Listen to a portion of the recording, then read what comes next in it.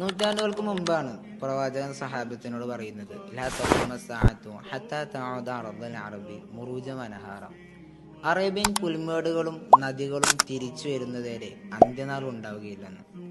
അബൂ ഹുറൈറയിൽ നിന്ന് ഇമാം മുസ്ലിം ഉൾപ്പെടെയുള്ള ഹദീസ് പണ്ഡിതർ ഉദ്ധരിക്കുന്ന ഹദീസാണിത്. Jordan, Oman, Saudi Arabia, United Arab Emirates എന്നീ രാജ്യങ്ങളിലെ വ്യാപിച്ചു കിടക്കുന്ന വിശാലമായ മരുഭൂമിയാണ് അറേബ്യ. ലോകത്തെ ഏറ്റവും വലിയ മണൽ പരപ്പുകളിൽ ഒന്നായ റുബുൽ ഖാലി ഇവിടെയാണ്.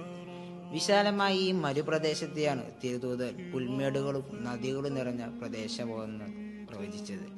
7-ാം നൂറ്റാണ്ടിൽ ആ ചുടുമണലിൽ ഇരുന്ന് ചിന്തിക്കാവുന്നതിലും അപ്പുറമായിരുന്നു സഹാബത്തിന് ഈ പ്രവചനം.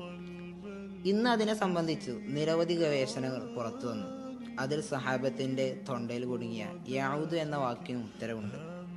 ലണ്ടൻ ഗവേഷകൻ മാക്ലൂർ പറയുന്നുണ്ട്, ഏകദേശം 2 ദശലക്ഷം വർഷങ്ങൾക്ക് മുമ്പാണ് ഇവിടെ മരുഭൂമി രൂപപ്പെട്ടത്. സസ്യങ്ങളും നദികളും നിറഞ്ഞ ഹരിത പ്രദേശമായിരുന്നു ഇത്. തുടർന്ന് കാലാവസ്ഥ വ്യതിയാനം കാരണം 1000 വർഷങ്ങൾ വരെ മരുഭൂമിയെ തുടർന്നു. വീണ്ടും കാടുകളും പുഴകളും നിറഞ്ഞു. ഇന്ന് ഈ കാണുന്ന മരുഭൂമി രൂപപ്പെട്ടത് 5000 വർഷങ്ങൾക്ക് മുമ്പാണ്. ഇനിയും കാലാവസ്ഥ വ്യതിയാനങ്ങൾ സംഭവിച്ച് കാടുകളും പച്ചപ്പും പുഴകളും നിറഞ്ഞൊരു പ്രദേശമാവുമെന്ന് അദ്ദേഹം അത്ഭുതത്തോടെ പറയുന്നുണ്ട്.